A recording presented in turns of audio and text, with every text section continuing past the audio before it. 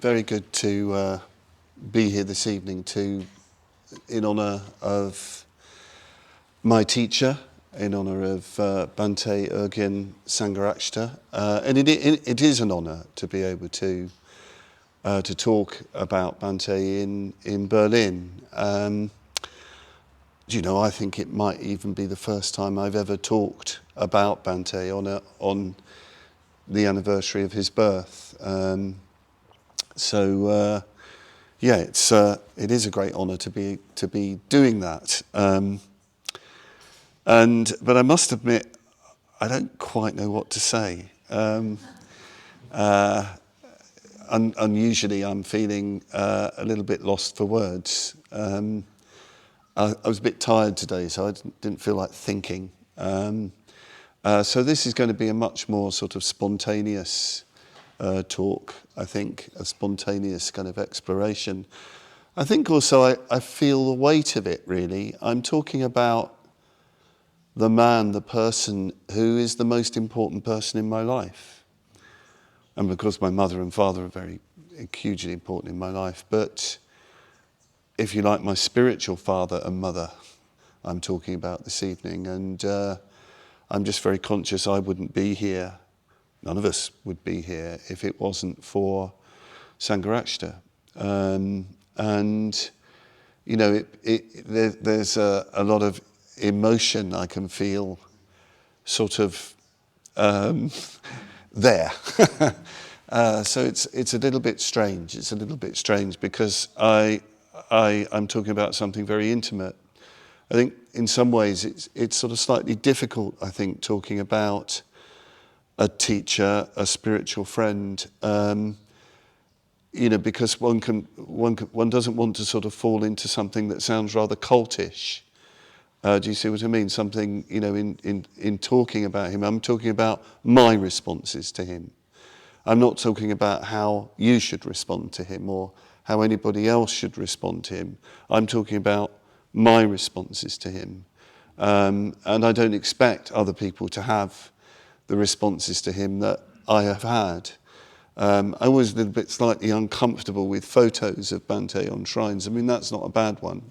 But sometimes when he's, wearing a suit and jacket and tie and looking very, very normal, it almost looks a bit, especially in Berlin, it looks a bit like those sort of GDR leaders, you know what I mean? And I think, God, I wonder how people are sort of thinking, what are they feeling about this? So it's a bit weird, not exactly charismatic, not exactly mythic. But anyway, that's quite a nice one.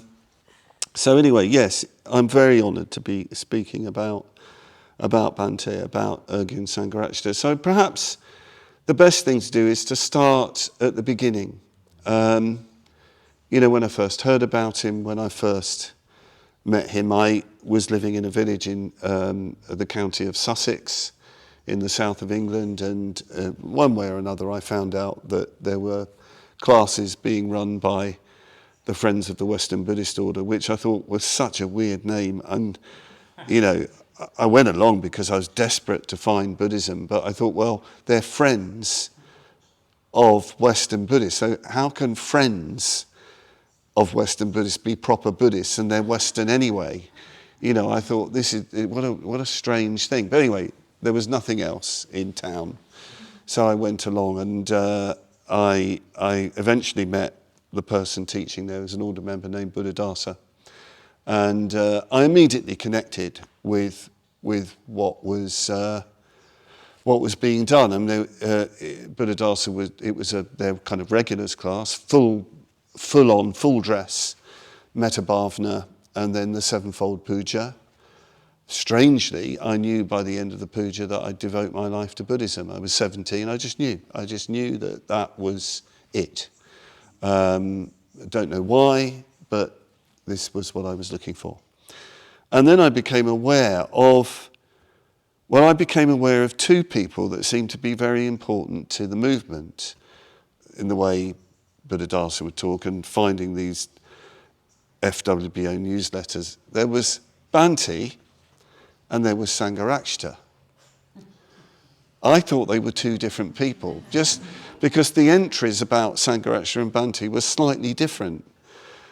You know, there was a bit more formality about Sangharakshita, and Bhante was a bit more sort of, you know, it seemed a bit more intimate. So I thought there were two special people.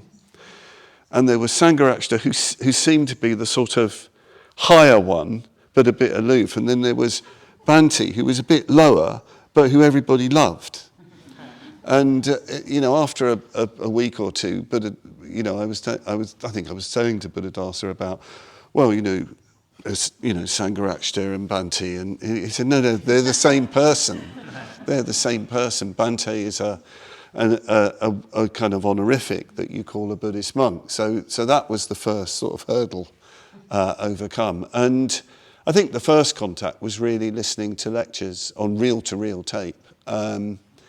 You know, and I kind of knew I was listening to my teacher. You know, I was very open, but I mean, these lectures on the Noble Eightfold Path, the Bodhisattva ideal, I mean, they were just absolutely sensational. And then the Tantric path, creative symbols of the Tantric path to enlightenment, I was in heaven, you know, and there wasn't much literature. There was the Survey of Buddhism in an old Indian edition. There was Mind Reactive and Creative. There was the Three Jewels, a few other things. And I just was devouring it all and you know, trying to find a way, you know, forward with it. And it was clear that Buddhadasa had a great reverence for Bhante, really a great deep feeling for him. I remember him showing me photographs of an early seminar. So I should just say, we're talking about 1974. And there was an early seminar. There you can see photographs of this online. There's one photograph of it in the community up in Hassanheide. And it's Bhante did this seminar under canvas in a big tent.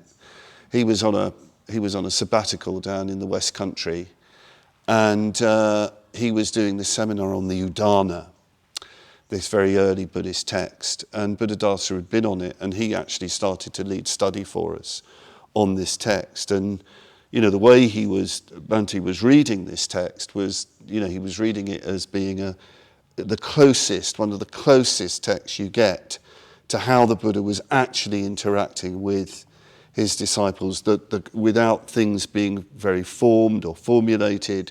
It's very fresh, very alive. And looking back, of course, he was looking at himself and what he was doing in the West in that way.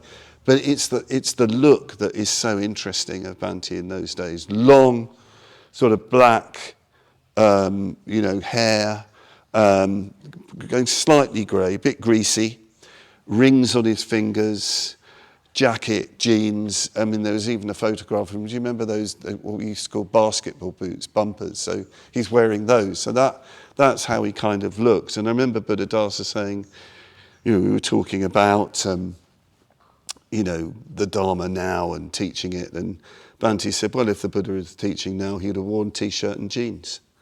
That's how he would have taught. And I found that very, very, well, very inspiring at the time to hear that. Interestingly enough, I should also say that coming to Berlin, I think happens every time, and it's very vivid this time.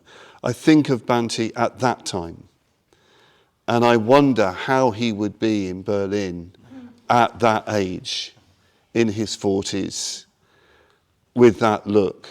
I've got a feeling he'd just completely go mad. I mean, dharmically. I mean, in terms of teaching, communicating. I think the sort of energy and the sort of liveliness of things. So I've been doing a visualization of that emanation of Sangharakshita while I've been here.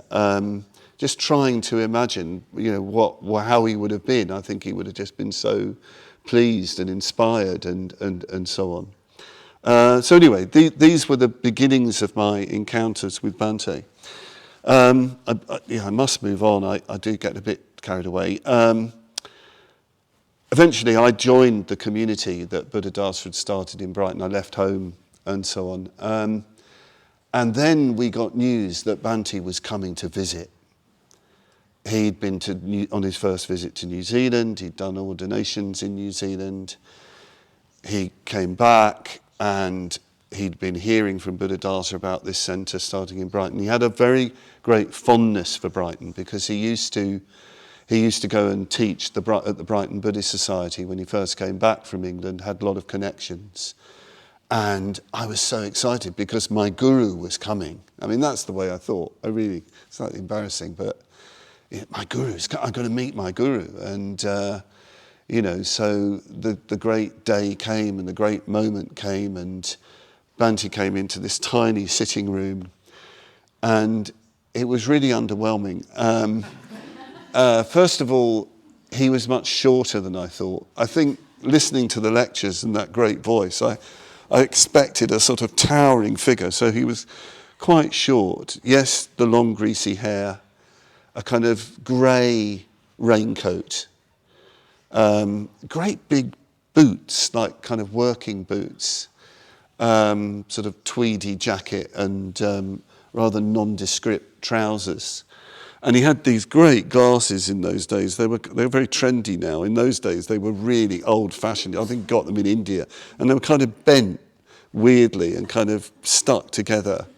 And extremely bad teeth, sort of black stumps. There you go. He didn't have the sideboards then, but that's very close to it, yeah. Hello,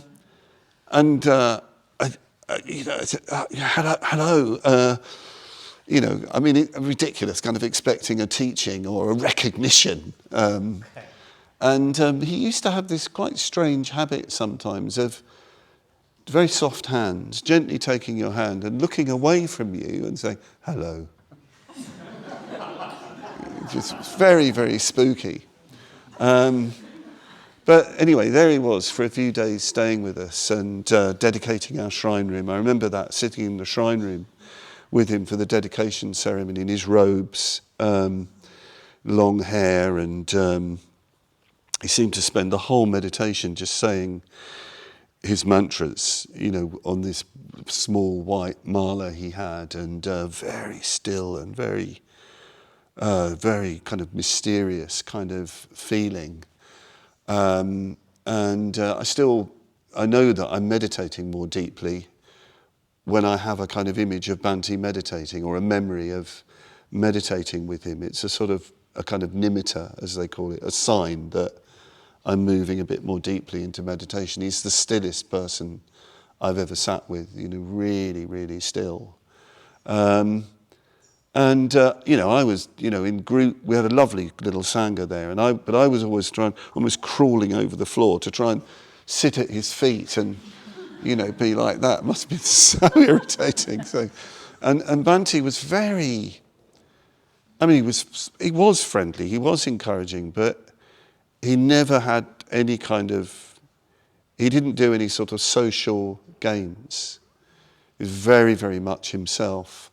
The weirdest thing that happened during that visit was sitting with him in this tiny little sitting room we had, and I said, "Would you like some tea?" He said, "Yes, I'll have some tea, thank you." And so I, made him some tea, and we sat down, and I'm sitting by him, and he's not making any conversation at all. He's just sort of looking straight ahead, this long hair.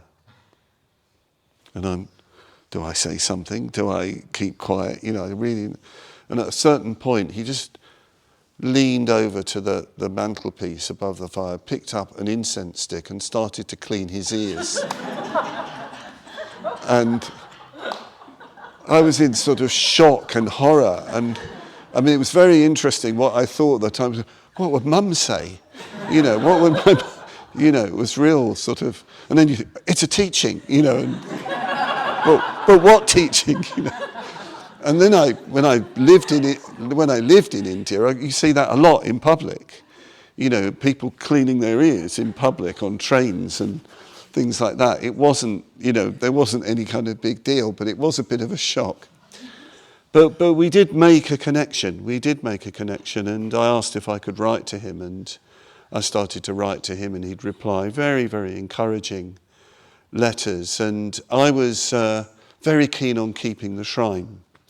And there was this very beautiful man who came, an old man named Carl Ragg, who used to run the Brighton Buddhist Society. And he came when Bhante came to see Bhante. And Bhante was very close to his wife, who died.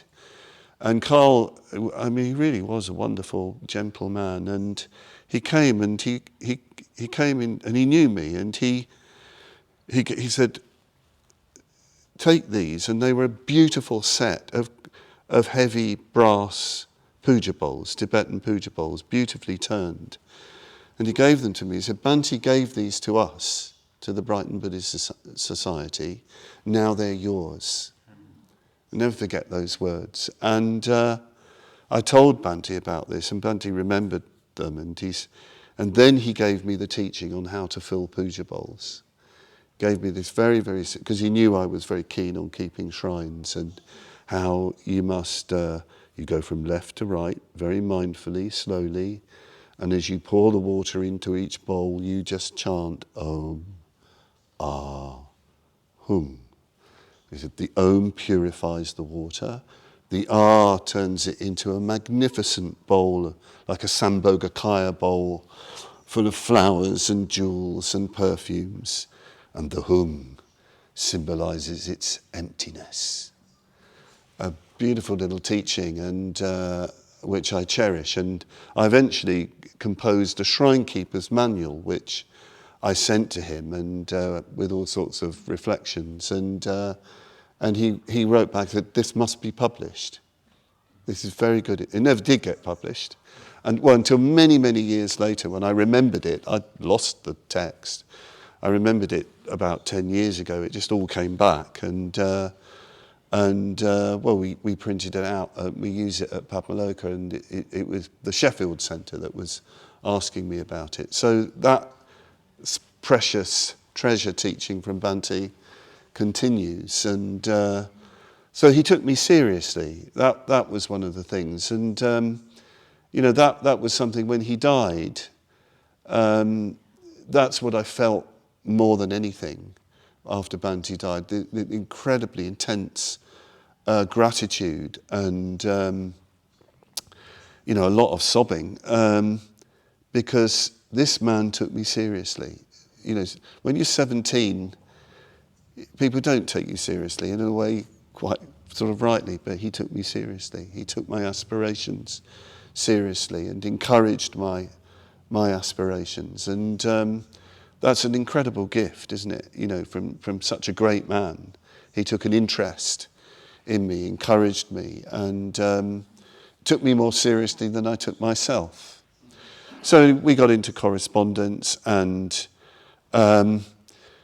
yes, but I was awe-inspired by Bhante. I mean, it must have been a bit, probably a bit uncomfortable for him to be around someone. Well, I don't know, I never talked to him about it, but, I know sometimes when, believe it or not, sometimes people can be a bit awe-inspired around me, and they don't know what to say.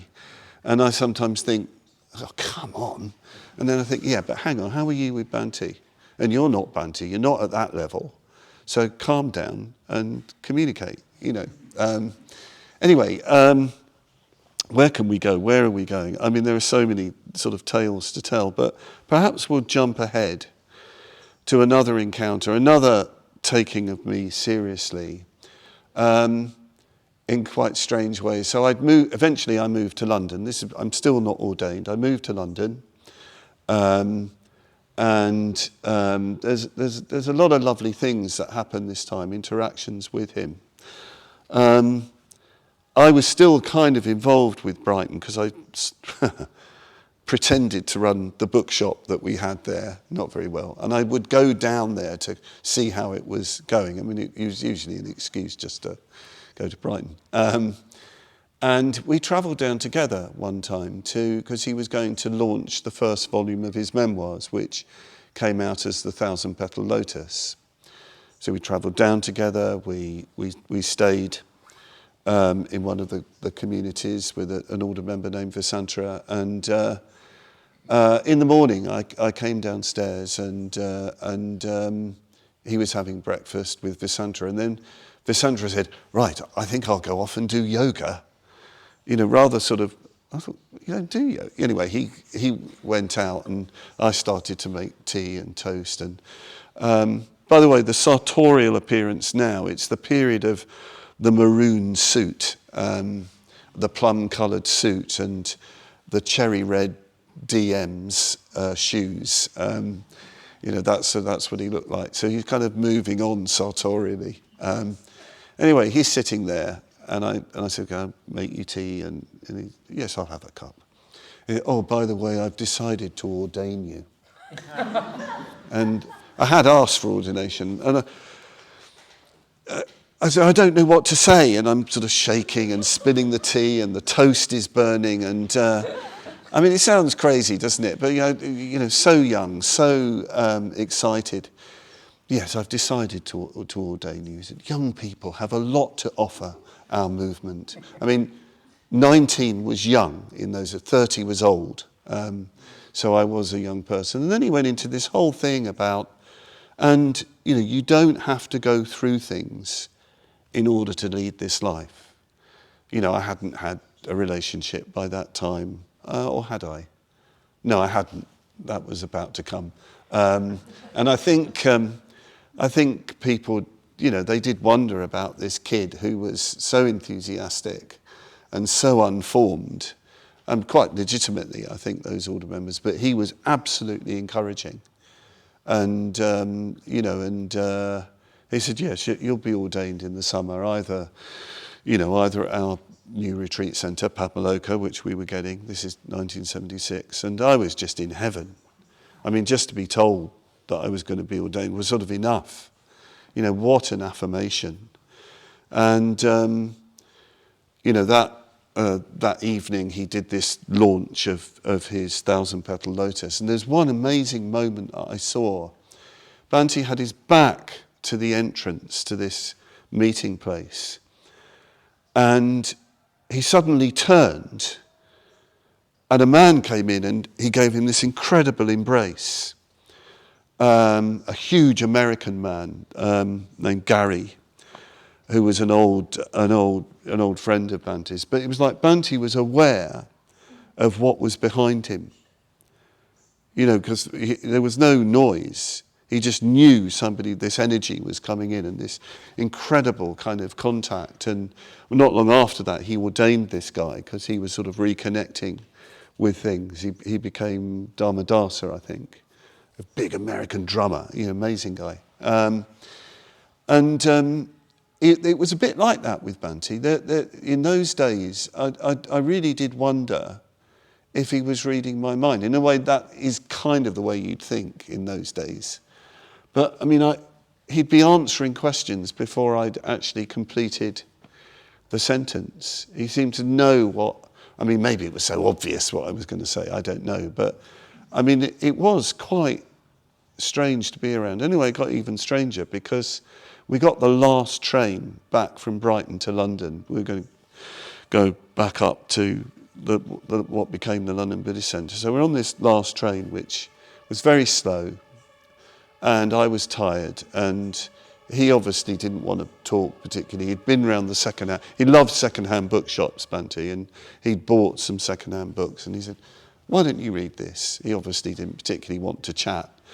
So it was a Life of the Buddha, very nicely bound. So I'm there, and I just fall asleep as we go, just doze off. And every now and then I'd kind of wake up, and he'd be on the edge of the seat opposite me like this, with this incredible expression on his face, his eyes really looking into me, and this lovely smile, as though he was sort of delighting in what I'd see. And I'd sort of come to think, "Oh God, this is weird," and kind of, But it really was extraordinary. And the thing was, the feeling was, he was really seeing me. And in a way, I was clearer to see when I was asleep than when I was awake. And there was this sort of sense of delight. There was no threat. There was no sense of, somebody coming on to me or anything like that. If anything, there was a sort of sense of protection. But all, as this train going on for hours through the night, me dozing off, and this You know that you know those you know they say, don't they, that great teachers they can quite naturally practice the rite of fascination, the red rite. You know they you know there is this quality of it's said to be one of the enlightened activities, the red rite of attracting people to the Dharma. And Bhante fascinated me. And he fascinated me not through trying to sort of flatter me or butter me up or anything like that. It was just this mystery, this incredibly attractive mystery. You felt that this man has something. He's in a way, he's very ordinary, terribly ordinary. And on the other hand, there's something going on that you really don't understand and you don't know, but you want to be part of it. When I lived in London, one weekend, Lokamitra, another great order member who I regard as a Kalyana Mitra, who started our activities in India, he said to a few of us, some of these young guys, that we were all living together in these squats. I mean, yeah, we did squats. It didn't just happen in Berlin. And near the London centre that we had then, he said, come on, we're going to go away for a weekend. We're going to go up to a forest in Norfolk. We're going to go into this farmhouse and we're going to have a kind of weekend together practicing the Dharma. And so we went up there, and then he said, well, I'm just going to go off to do something, and you get everything set up. And then he came back, and out of the car came Bhante. And Lokamitra said, Bhante's decided to do a study weekend for us. It was a surprise treat. He'd set it all up, and we were just amazed, And he did this wonderful study weekend on Pali text called the Mangala Sutta, which at some point I actually must honour and do a study weekend on it. I keep meaning to do it, and it was just lovely, just being with this man, expounding these old Indian verses and referring to the Pali and, giving all sorts of, very, very sort of natural teachings, very, very practical for us. And, I still run on those teachings. They're still a part of me, and I still refer to them. Then there was my ordination retreat that didn't happen. It happened not so long afterwards. The circumstances of that, it happened on a weekend retreat. And the circumstances that led up to it, again, are rather strange. So at that time, Bhante was living in a cottage in North Norfolk, writing, keeping away from things as much as possible. And we didn't have a telephone in our house, but there was a telephone in the centre. He didn't have a telephone. And one day, a woman order member, a Dharmacharini named Dharmadina, a very respected order member, came and knocked on the door of our community, and she said, Richard, that was my name, I answered the door, you've got to come to the centre. Bhante's on the phone, he wants to talk to you. So, what's this? So I kind of legged it round to the centre, and there's Bhante. So you've got to remember, Bhante's in a public telephone box, one of those red telephone boxes, in a small village in Norfolk. Coins are going into the thing. And he said, hello, I've got Padmavajra with me, another order member. He wants to talk to you. So Padmavajra comes on the phone. You've got to cancel everything next Friday. You have to be in your community next Friday at 12 o'clock with Gary.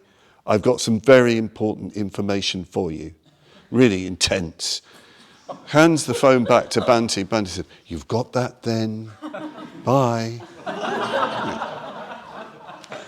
So, it's such a bizarre, surreal kind of image, Anyway, so we're there. Padmavajra appears and he hands us two beautiful small blue envelopes, Basildon bond paper. We open it up and it's Bhante saying to us, after consulting with the order members who know you, I've decided to ordain you. You can either be ordained later on in the summer at our new retreat centre or next weekend. I'm fine with either. And we just immediately said, next weekend, we didn't want to lose that chance. And so it was an incredible weekend. It was the summer of '76, very, very hot. Bhante appears in his deep yellow robes and this kind of brocade Tibetan shirt and this incredible sort of mala. And Lokamitra said, "Oh, Bhante, I've never seen you dressed like this before." And Bhante said, "Well, as Richard is into things Tibetan, I thought I ought to dress up." In this kind of, so, and then I said, "And what about the mala, Bhante? What?"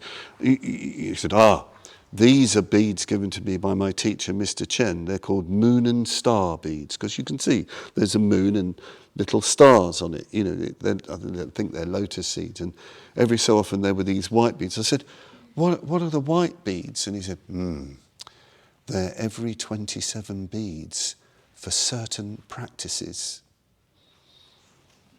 I'm certain practices, And it was a magic weekend. He led study on the Shepherd's Search for Mind, talking about the nature of mind. I'm not going to tell you about my ordination, but something happened that I've never been able to erase. Something happened, a transmission of the Dharma. I can only describe it that. Sometimes I've thought that even if there weren't all the lectures that Bhante gave and all the other interactions and everything else, just that would have everything.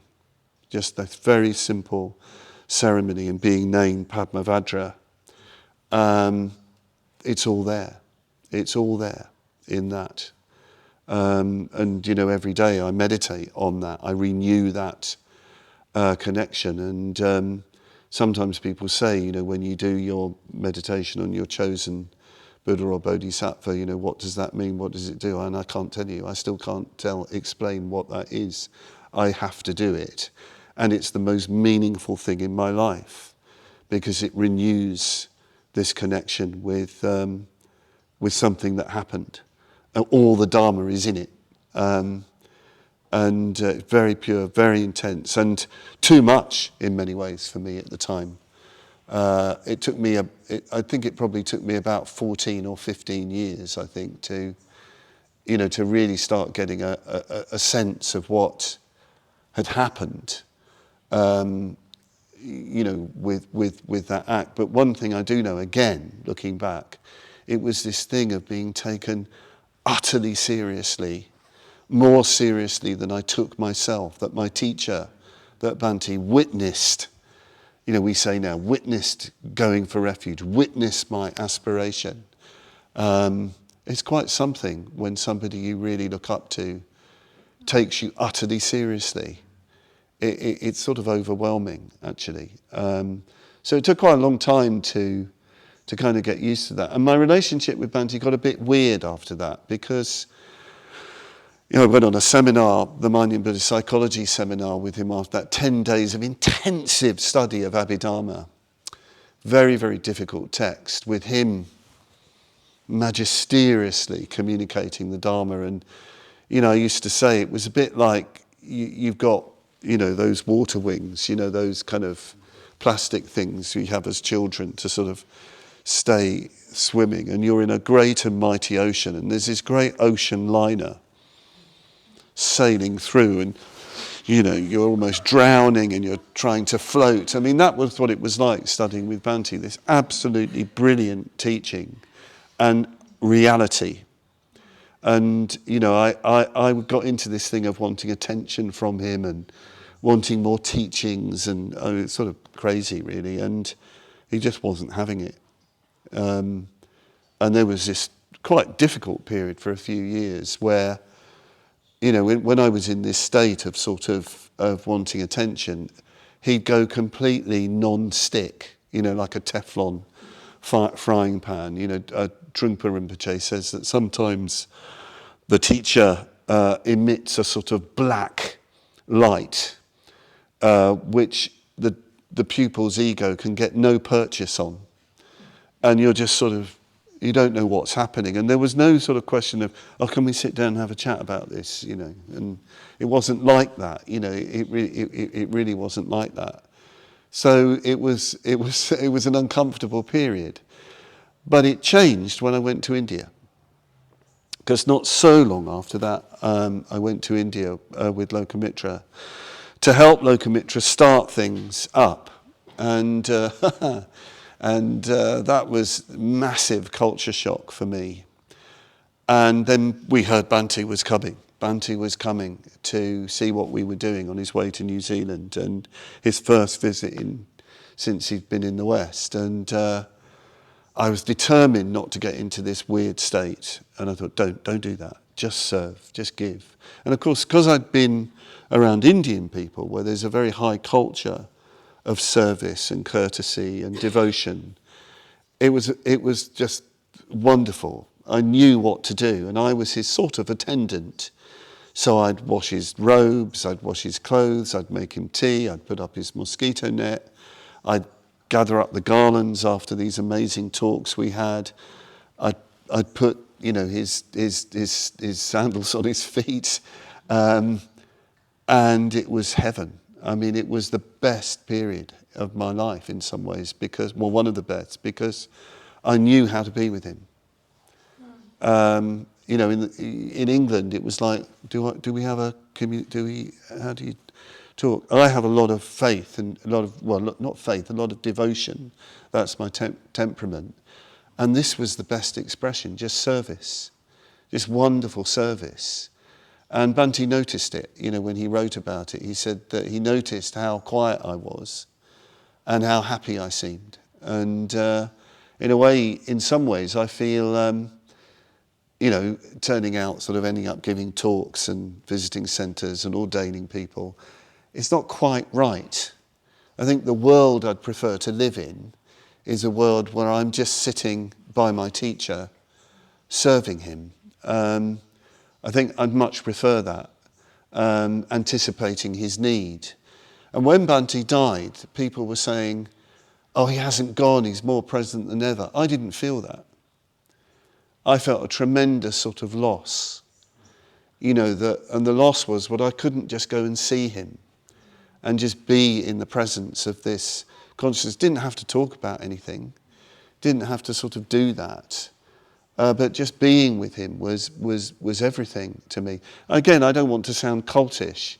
I'm saying you know, or that's the way he was, or whatever it was. But that's the way I felt. I was in the presence of a greater consciousness, even when he was an old man, even when he wasn't well. I've sat with Bhante and felt I was in the presence of something great that was deeply mysterious and put me in touch with, well, the life I'm supposed to lead. So I said, no, I don't. It's not great, you know. You know, I could see why you had disciples of the Buddha after the Buddha's parinirvana saying the light has gone out of the world. Why there was weeping and wailing among the non-enlightened disciples of the Buddha. Well, I'm not enlightened, so there is weeping and wailing, you know. There's nobody like him. But on the other hand, the message from Bhante so often to me was that I needed to take responsibility for myself, that I could take responsibility for myself and indeed for others, and I should. My nature is not to want to do that. I could tell you the history of my so-called spiritual life. I like being with a big person who's leading the way, and I get in and I serve and, you know, feel protected, and, you know, in some ways that's quite good, but it's also a terrible failing because it means that I don't grow up. And there was a time, you know, this is when I was living at Aryatara and I was pondering my future, about to go back to India again because I came from India, you know, and I was at Aryatara, and then I was thinking about what to do. And I said to Bhante, we were sitting in the kitchen, and I said, I'm wondering about what to do next. And he said, well, what do you want to do? And I said, well, I thought of, just being around here. He said, I don't think that's a good idea. Crikey, this is getting real. He's sort of sitting there, not looking at me. It's very, very important for a young single man to mature. And there is this emotional immaturity that has been noticed. If you got married and had children, you'd have to mature. I'm not saying you should get married, but you'd have to take responsibility for others. It doesn't really matter what you do. You could start a centre, you could become a hermit, you could write books, you could do this, you could do that, but it must come from you. It must come from you. And it was the most powerful feedback I'd ever had in my life. It was totally clean. It was nothing malicious. It was devastating. And he said, all right then, I'm off to bed. And I felt as though my legs had been taken from me. And it was a brilliant sort of teaching that I've never forgotten. And really had to learn from. And he kept reminding of it. And, I in the end, I just decided to go and do more and more in India. And I was in Anagarika for a while, so I was a celibate. And then I had doubts about that. And he wrote me this letter, which I still have. It's one of the few letters that sort of survived my different moves. And he said, I've heard that you're wondering about whether or not to carry on with being celibate. He said, it's not good to be a wobbly Anagarika, a wobbly celibate. He said, you need, lovely expression, he had these expressions. He said, you need to make up your mind either way. Be assured, whatever you decide, I won't think any the less of you. In fact, and then he said, I know whatever decision you will make about this or any other matter in your life or for the movement and the order, you will make the best possible decision for yourself and others. And again, it was a real shock because he was expressing this confidence in me, knowing full well my avoidance of that. And, all the time it was like that with him. There were all the delightful contacts, so many stories I'm not going to be able to tell you, but this was the message, and it went right up to the end. So the last meeting I had with him, he was very old. He hadn't gone into his final illness. I went to see him at our place, Adhisthana, and I went in, and I had a particular question for him.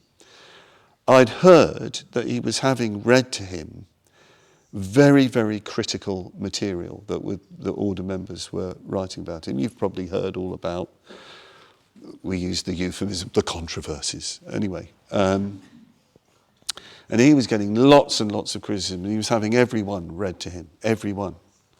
And there were stories coming out that, there was one particular one. He said, it's a little bit harsh, but it's very well written. Very well written. So I said, look, Bhante, why are you doing this? Why are you having these things read to you? And he said, well, I want to know the worst. I want to know the worst. He said, but not for me. He said, I don't really mind what people say about me. I don't care about that.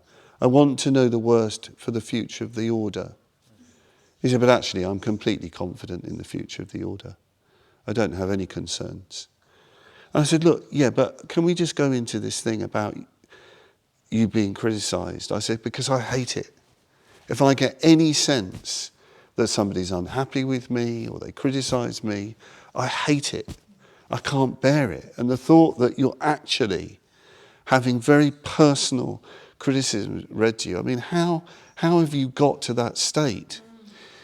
And he said, well, when I was a young man, when I was in Kalimpong, I trained myself, because there were criticism and there were praise. So every time I was criticised, I thought, or blamed, I'd think, next time I'll be praised.